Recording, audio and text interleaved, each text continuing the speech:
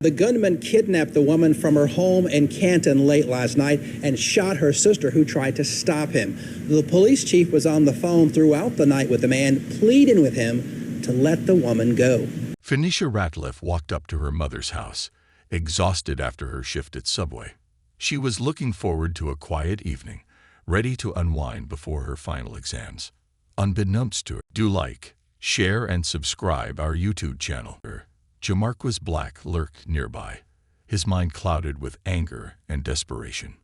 As Phoenicia reached for the door, Black emerged from the bushes, a gun in his hand. "Phoenicia," he called out, his voice shaky but determined. She froze, sensing something was wrong but unable to see him clearly in the dim light. Before she could react, Black lunged forward, the gun aimed directly at her. Panic surged through Phoenicia as she tried to back away, her heart pounding. "Stay back," she shouted, struggling to free herself from his grip. Black's desperation was palpable. "We need to fix this," he demanded, pulling her toward him. Phoenicia fought with all her might, kicking and pushing, but his hold was too strong. Tears welled up in her eyes as she realized there was no escape. With a swift motion, Black forced her into the passenger seat of his car. The door slammed shut, and the engine roared to life. Phoenicia's mind raced, searching for a way out, but Black was already pulling away from the curb.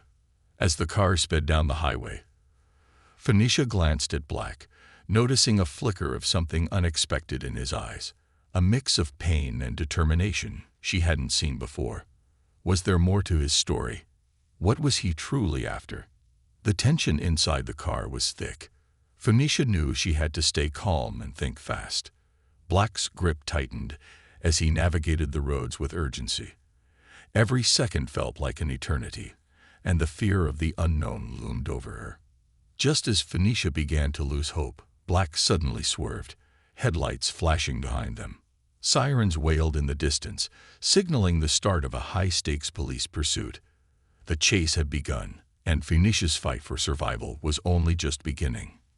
In the weeks leading up to her graduation, Phoenicia Ratliff felt a mix of excitement and anxiety.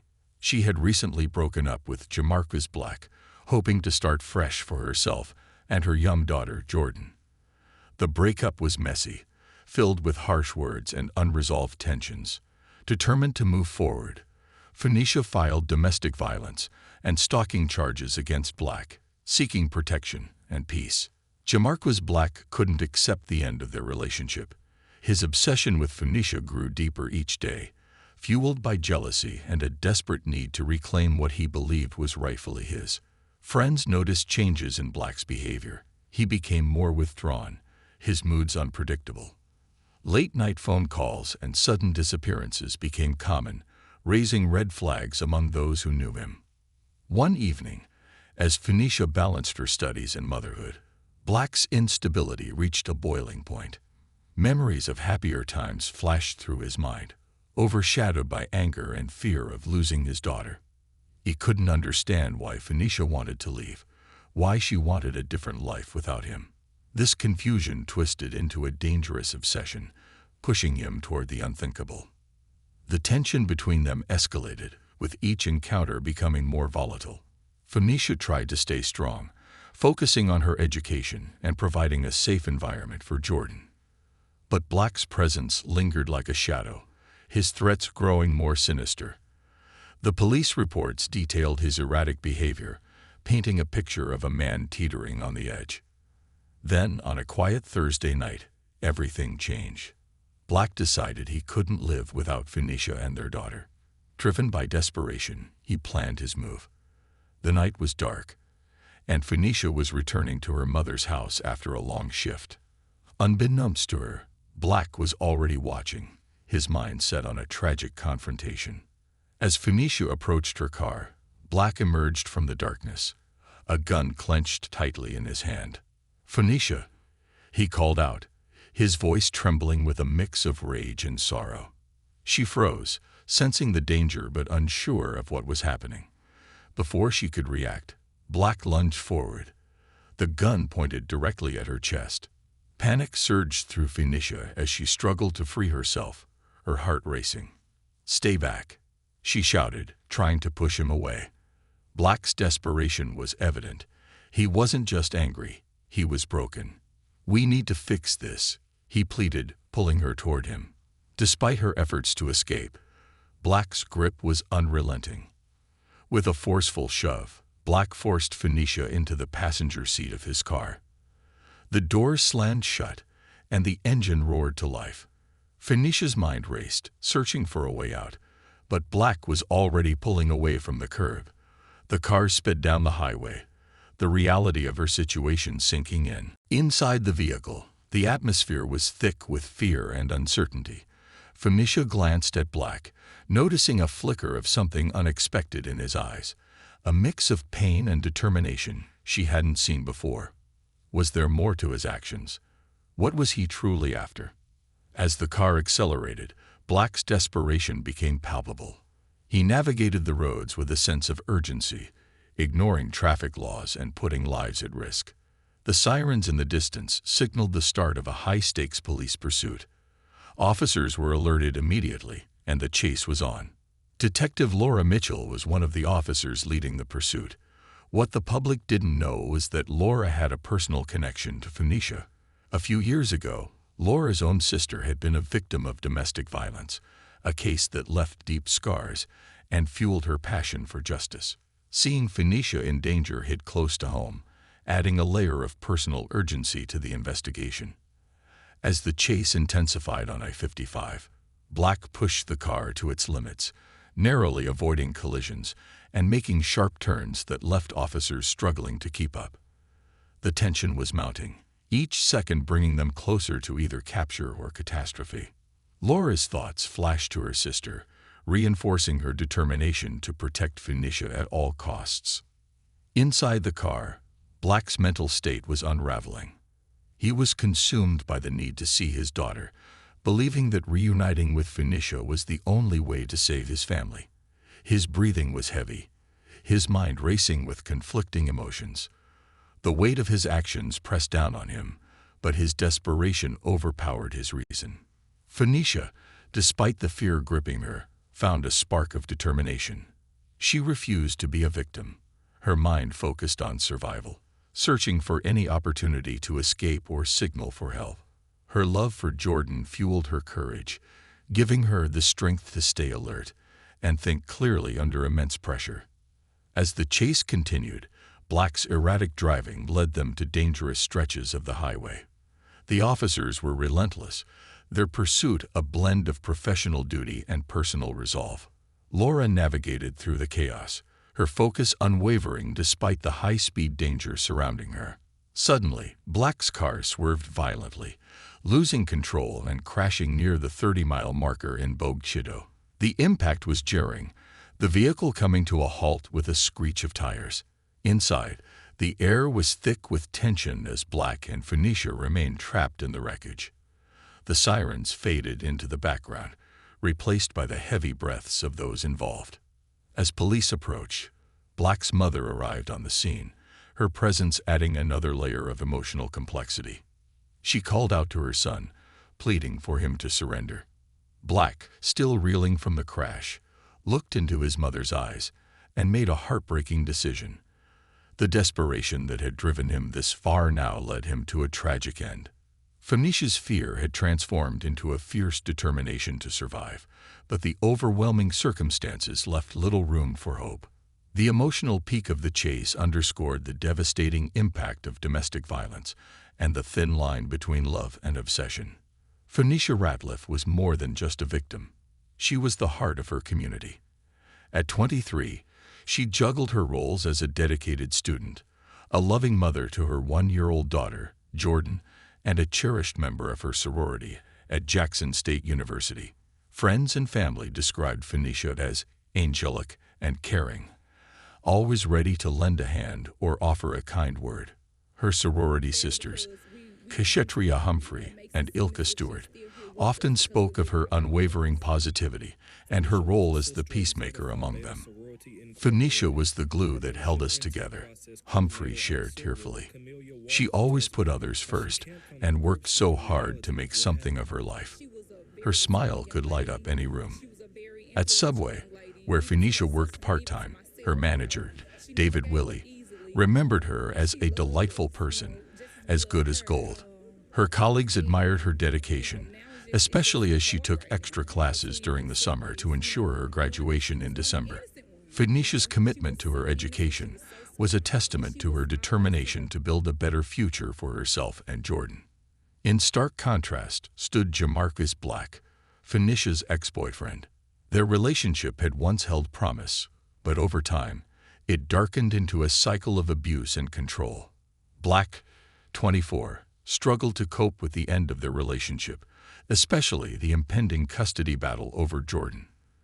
The tension between them escalated, leading Phoenicia to file domestic violence and stalking charges against him 2 weeks before the tragic incident. Black's descent into obsession was gradual but alarming. Friends noticed his increasing instability, late-night phone calls, unpredictable moods, and a growing fixation on Phoenicia and their daughter. He became so withdrawn and angry, a mutual friend recalled. It was clear he was losing his grip. The custody battle had only intensified Black's desperation. He couldn't accept that Phoenicia was moving on, seeking a safer and happier life for herself and Jordan. His inability to let go twisted his love into something dangerous and destructive. Black's motives were rooted in fear and a misguided sense of ownership over his daughter, driving him to the edge of sanity. As news of Phoenicia's abduction and subsequent murder spread, the community of Canton, Mississippi, was left in shock and mourning. Neighbors who had known Phoenicia saw her as a beacon of hope and kindness. Her sudden disappearance ignited fear, especially among those who had witnessed the tumultuous relationship between her and Black. The local police force worked tirelessly to track down Black, aware of the high stakes involved. Canton Police Chief Otha Brown coordinated the investigation, understanding the delicate nature of domestic violence cases. The community rallied around Phoenicia's family, offering support and solace during their darkest hours. Everyone loved her, Willie said. People were just crazy about her. Phoenicia's family was devastated. Her mother, Suzanne Ratliff, and her uncle, Eugene Ratliff, struggled to comprehend the loss of such a vibrant young woman. Eugene expressed his heartbreak, saying, "The pain that I'm going through right now, it's unbearable. I love my niece to death. There's nothing I wouldn't do for my family, and I wasn't able to be there to try to help her." The ripple effect of Phoenicia's death extended beyond her immediate circle. Her sorority organized a candlelight vigil, and friends released purple and white balloons in her memory, honoring her spirit and the life she had fought so hard to build.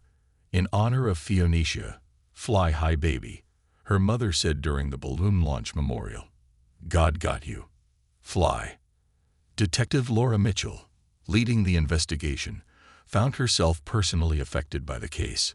Having lost her sister to domestic violence years ago, Laura was determined to bring justice to Phoenicia. Her drive was fueled not just by duty, but by a personal vendetta against the cycle of abuse that had shattered her own family. As the community grappled with their grief, questions lingered about how such a tragedy could have been prevented. The case highlighted the urgent need for better support systems for victims of domestic violence and the importance of taking threats seriously. The investigation into Black's motives and the sequence of events leading to the murder-suicide underscored the complexities of such cases, where love and obsession intertwine with fear and desperation. Phoenicia's legacy became a catalyst for change in Canton, prompting discussions about mental health, domestic violence, and the measures needed to protect those in vulnerable situations. Her story was a stark reminder of the thin line between love and possession, and the devastating consequences when that line is crossed. As Jamarcus Black's car sped uncontrollably, the inevitable happened. The vehicle swerved violently, losing grip on the highway and crashing near the 30-mile marker in Bogue Chitto. The impact was sudden and brutal, leaving both Phoenicia and Black trapped inside the wreckage. The sound of screeching tires and twisted metal filled the air, marking the tragic end of their desperate chase. Emergency lights flashed in the distance as police officers arrived at the scene. Detective Laura Mitchell and her team quickly assessed the situation, their training kicking in amidst the chaos. Black's mother arrived moments later, her face etched with worry and fear. She rushed to her son's side, tears streaming down her face as she pleaded with him to surrender. "Jamarquis, please," she cried, gripping his arm tightly. "You need to let her go. Please, surrender peacefully." Black, visibly shaken and desperate, looked into his mother's eyes. His mind raced with conflicting emotions: anger, fear, and an overwhelming sense of loss. I can't live without her," he whispered, his voice breaking. The weight of his actions pressed down on him, and the reality of what he had done began to sink in. Detective Mitchell approached cautiously, her heart heavy with the knowledge of Phoenicia's plight. "Jamarquis, we need you to come out peacefully. Phoenicia is hurt but alive. Let us help you," she urged, her voice calm yet firm. Black's desperation overpowered his reason.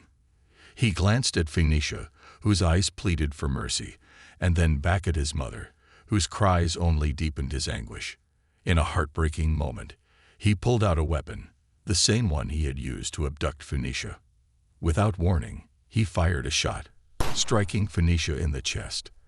The world seemed to stand still as she slumped over, lifeless. The sirens grew louder, and the reality of the tragedy became undeniable. Black, now broken, turned the gun on himself, ending his own life in a final devastating act.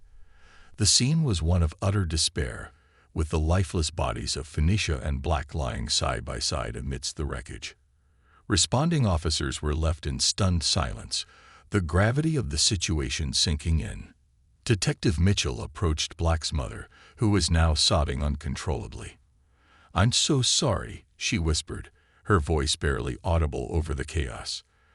The mother's anguish was palpable, her grief compounded by the loss of her son and the life he had taken. As the immediate shock began to wear off, the community was left to grapple with the aftermath of the tragic events. Phoenicia's family arrived at the scene, their faces etched with sorrow and disbelief. Her mother, Suzanne Ratliff, fell to her knees beside her daughter's body, mourning the loss of a bright future and a loving mother. Eugene Ratliff, Phoenicia's uncle, embraced his grieving family, his own tears reflecting the depth of their collective pain. "She was our angel," he whispered, struggling to comprehend the senseless loss. The community of Canton, Mississippi, was left in mourning, the ripple effects of the tragedy felt by everyone who knew Phoenicia. Detective Mitchell stood by, her resolve stronger than ever. The case, though concluded with such heartbreak, underscored the urgent need for better support systems for victims of domestic violence. Phoenicia's story became a somber reminder of the thin line between love and obsession, and the devastating consequences when that line is crossed. As the sun set on the scene of the crash, the community began to come together, offering support and seeking justice for Phoenicia. The investigation closed with heavy hearts, but Phoenicia's legacy would inspire change and awareness, ensuring that her story would not be forgotten. In the days following the tragic crash, Phoenicia's family was overwhelmed by grief. Her mother, Suzanne Ratliff, struggled to comprehend the loss of her beloved daughter. She spent hours holding Jordan, their 1-year-old, trying to find comfort in her tiny arms. Eugene Ratliff, Phoenicia's uncle, was inconsolable. "She was our angel," he whispered repeatedly, tears streaming down his face as he tried to support his family through the unimaginable pain. The community of Canton came together to support Phoenicia's family. Friends and neighbors attended the candlelight vigil, each person bringing their own memories and messages of love. Shatria Humphrey and Ilka Stewart, Phoenicia's sorority sisters, spoke about her dedication and kindness. "Phoenicia always put others first," Humphrey said, her voice breaking. "She was the heart of our sorority." To honor Phoenicia's memory, her family organized a balloon launch memorial. Purple and white balloons soared into the sky, symbolizing the community's love and remembrance.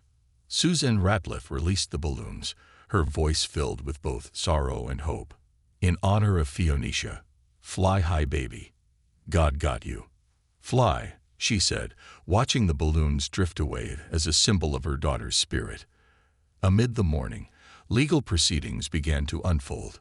Jamarquis Black had been released on bond just days before the tragedy, a decision that sparked outrage and debate within the community.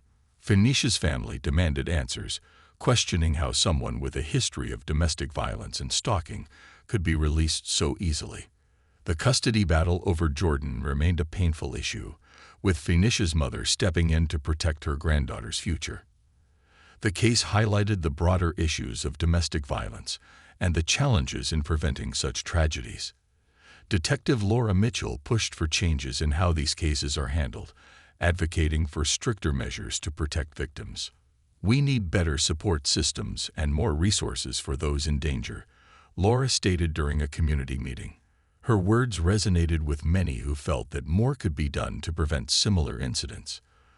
The tragedy of Phoenicia Ratliff became a catalyst for change in Canton. Community leaders began organizing workshops and support groups for victims of domestic violence, aiming to raise awareness and provide necessary resources. Phoenicia's story was shared widely, serving as a stark reminder of the devastating impact of unchecked obsession and abuse. As the community worked to heal, Phoenicia's legacy inspired many to take action. Her friends and family continued to honor her memory, ensuring that her story would not be forgotten. The ripple effects of her loss underscored the importance of vigilance and support in preventing such heartbreaking outcomes.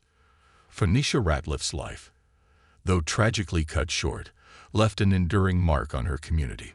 Her story became a powerful testament to the need for justice, support, and change, ensuring that her spirit would inspire others to fight against domestic violence and protect those who are vulnerable. As the investigation into Phoenicia Ratliff's murder unfolded, new layers of complexity emerged. Detective Laura Mitchell delved deeper into Jamarquis Black's past, uncovering hidden motives that shocked everyone. It wasn't just obsession that drove Black. He had been battling severe mental health issues, including untreated depression and anxiety. Friends revealed that Black had sought help before, but had stopped attending therapy sessions weeks before the tragic incident. Financial pressures from losing his job added to his instability, pushing him further into despair. Meanwhile, Phoenicia's sister, who had been shot during the abduction, began her slow recovery. Ilka Stewart visited her regularly, offering support and encouragement. "You're strong," Ilka assured her sister, who struggled with both physical pain and emotional trauma. "Phoenicia would want you to keep fighting." The sister's perspective provided a poignant glimpse into the personal toll the tragedy had on Phoenicia's family. She shared memories of their childhood, highlighting the deep bond they shared and the devastating impact of losing Phoenicia. Back at the Canton Police Department, the case took a toll on the officers involved. Chief Otha Brown held meetings to address the internal struggles the team faced while handling such a high-profile and emotionally draining case. "We need to support each other," he emphasized, recognizing the burnout and emotional strain on his team. The tragedy had sparked discussions about better training and resources for handling domestic violence cases, aiming to prevent future incidents. Detective Mitchell reflected on the case's impact, feeling a renewed commitment to justice. Phoenicia's story highlights the urgent need for comprehensive support systems, she stated during a press conference. The community's grief and the revelations about Black's struggles prompted calls for systemic changes in how domestic violence and mental health issues are addressed by law enforcement and society. As the truth behind Black's actions came to light, the mystery surrounding the case deepened. The interplay of mental health, financial stress, and obsessive love painted a tragic picture of how multiple factors can converge to create a devastating outcome. Phoenicia's legacy now served as a catalyst for meaningful change, ensuring that her story would drive efforts to enhance justice and support for those in need. Phoenicia Ratliff's dreams were bigger than her small-town life. She had worked tirelessly to earn her degree in childhood education, hoping to inspire and nurture young minds. Her dedication to her studies and her love for her daughter, Jordan, showed her unwavering commitment to building a brighter future. Friends remembered Phoenicia's infectious smile and her ability to bring light into any room. She envisioned a life filled with love, education, and the joy of watching her daughter grow. Phoenicia's legacy became a beacon of hope for the community. Her story highlighted the critical need for strong support systems to prevent domestic violence and protect those in danger. Community leaders initiated programs to provide resources and support for victims, ensuring that no one else would have to endure the pain Phoenicia's family faced. Her friends and family organized regular support groups, sharing their experiences and advocating for better mental health services. Phoenicia's life inspired many to take action, fostering a community united against abuse and committed to justice. In a heartfelt ceremony, Susan Ratliff addressed the gathered crowd, her voice filled with both sorrow and determination. Phoenicia was more than a victim. She was a symbol of love, strength, and resilience.